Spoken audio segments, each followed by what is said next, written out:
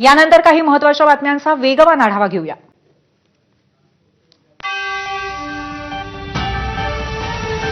अहिल्यानगर शहरामध्ये काढण्यात आलेल्या एका रांगोळीवरनं मोठा तणाव निर्माण झालाय. रस्त्यावरती काढण्यात आलेल्या या रांगोळीमध्ये आय लव्ह मोहम्मद असं लिहिण्यात आलेलं होतं.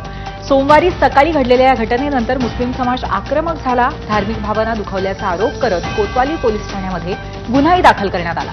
मात्र या दरम्यान जमावानं निदर्शनं करत धुडगूस घालण्याचा प्रयत्न केला. त्यामुळे पोलिसांना सौम्य लाठीचार्ज करावा लागला. त्यानंतर या सगळ्या प्रकरणाला हिंसक वळण लागलं. निदर्शकांकडनं वाहनांवरती दगडफेक करण्यात आली, पण पोलिसांनी पुन्हा लाठीमार करत जमावाला पांगवलंय. या घटनेमुळे अहिल्यानगर शहरामध्ये तणावाचं वातावरण निर्माण झालं.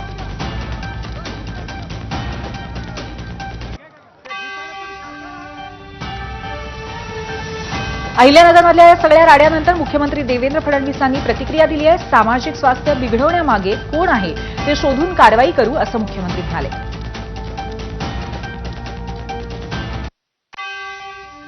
मला असं वाटतं की अलीकडच्या काळामध्ये एक काहीतरी प्रयत्न होतोय महाराष्ट्रामध्ये अशा प्रकारे वेगवेगळे बोर्ड लावायचे किंवा काही करायचं आणि इथलं जे सामाजिक स्वास्थ्य आहे ते बिघडवण्याचं त्याच्या पाठीमागे नेमकं कोण आहे हे देखील आपल्याला शोधून घ्यावं लागेल. त्या प्रकारे आम्ही शोधू आणि नक्की त्याच्यावर कारवाई करू.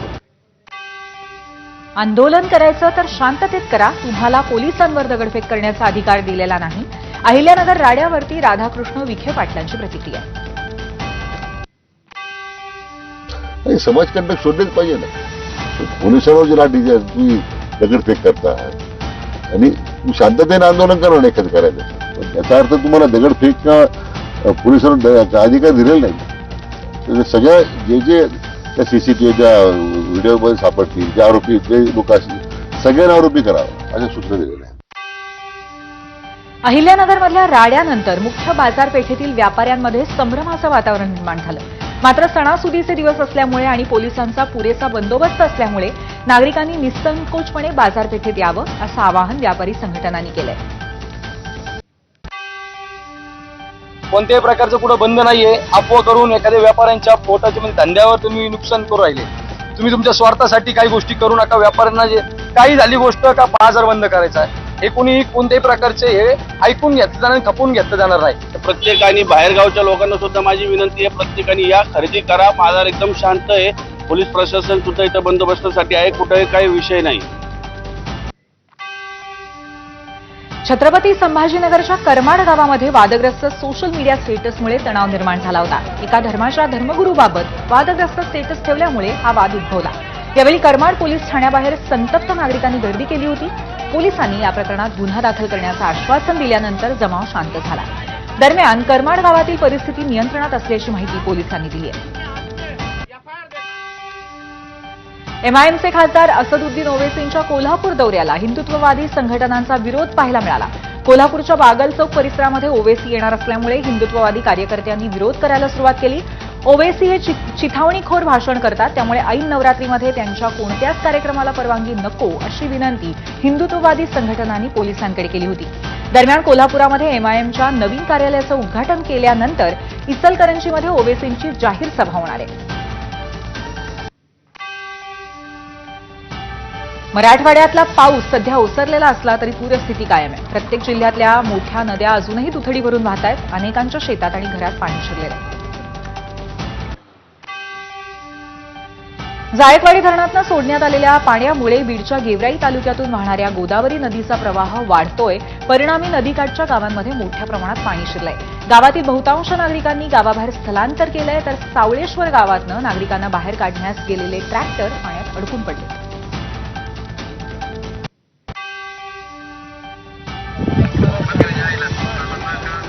आम्हाला याला सांगतो ना किशोर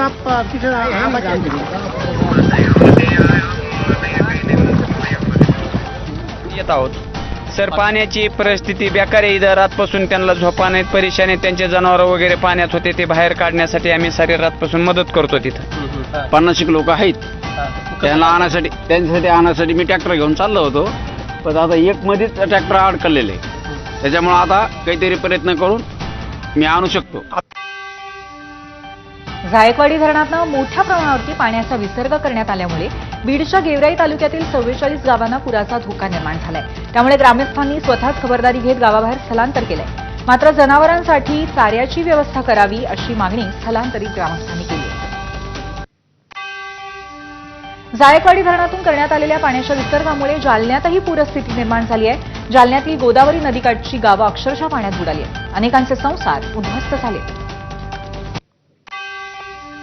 जालना जिल्ह्यातील अंबड तालुक्यातील 30 गावांना पुराचा धोका वाढलाय. रात्रभर प्रशासनानं नागरिकांचं स्थलांतर केलंय. जिल्ह्यामध्ये जवळपास 8,000 नागरिकांची शाळा, महाविद्यालय आणि इतर धार्मिक ठिकाणी राहण्याची व्यवस्था करण्यात आली आहे.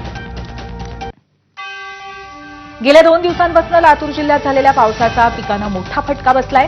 खास करून नदीकाठच्या शेतातील पिकांना मोठा तडाखा बसलाय. मांजरा नदीत आलेल्या पुरामुळे जिल्ह्यातील उजेड या गावामध्ये मोठं नुकसान झालंय.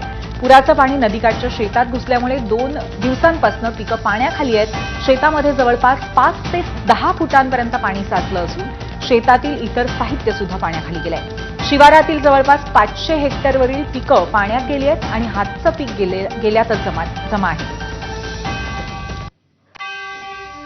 400-500 हेक्टर शेती पाण्याखाली आहे.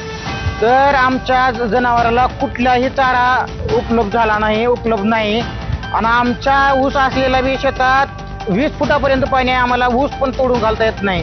तर आम्ही जवळपास 100-200 जनावरे हे रस्त्याच्या कडेला बांधले. गेली 7-8 दिवस झाले ते उपासमारीची वेळ आली जनावरावर. आम्ही शासनाकडे व कुणी आम्हाला चारा व इतर वस्तू द्याव्यात. आम्ही शेतकऱ्याचं दुःख आणि जरा पुण्य वाटून घ्यावं जनावरांचं ही आम्ही मागणी करतो. संभाजीनगरातही पावसाचं थैमान पाहायला मिळालं.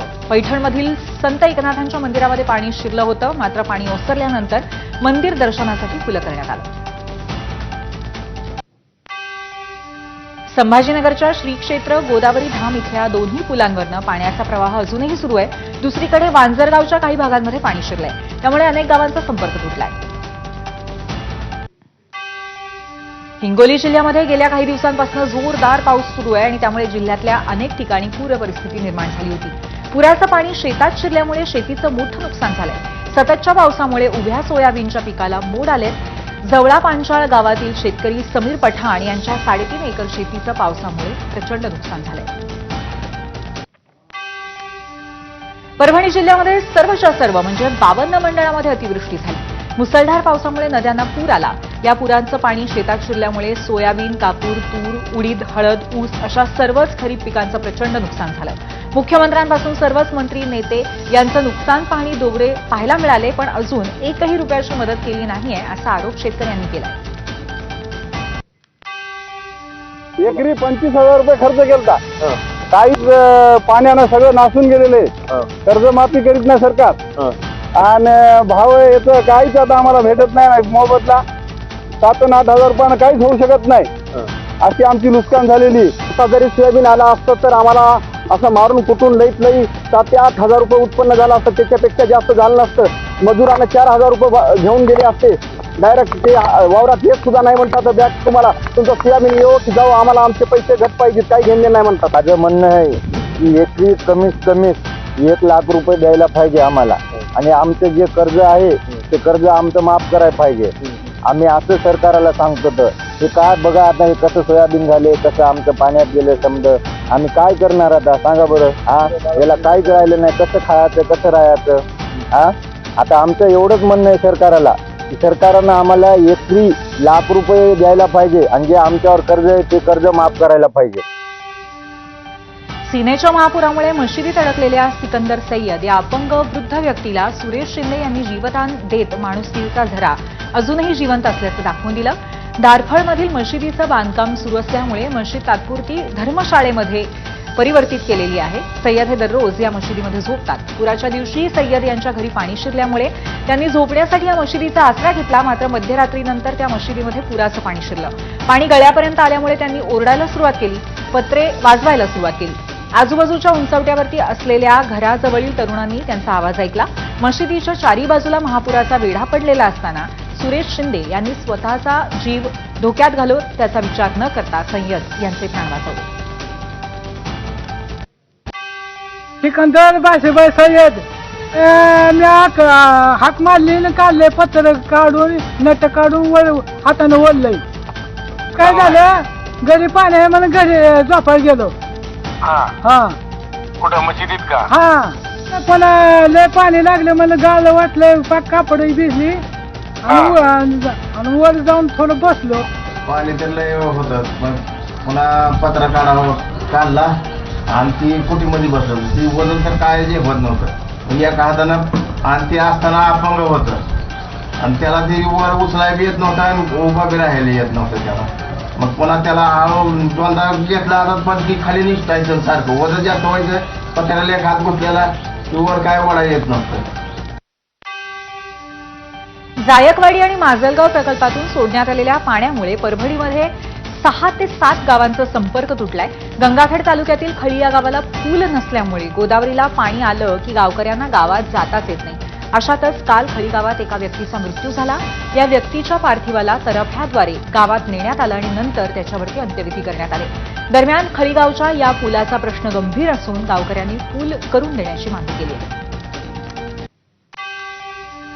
सिंदखेड राजा तालुक्यातील राहेरी परिसरामध्ये काल पुन्हा एकदा ढगफुटी सदृश पावसाने हजेरी लावत कहर केला. या भागातील अतिवृष्टीमुळे तूर, सोयाबीन, कापूस यासह प्रमुख खरीप पिकं पाण्याखाली गेली आणि त्यात भर म्हणून खडकपूर्णा जलाशयाचं पाणी नदीत सोडण्यात आलंय. त्यामुळे अनेक शेतांमध्ये पाणी साचलंय.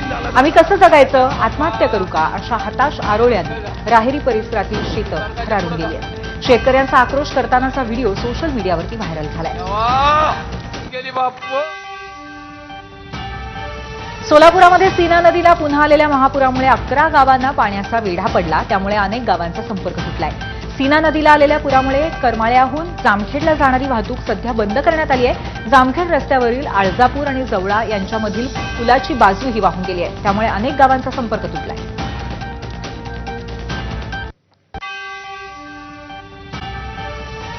तर या बातम्यांबरोबरच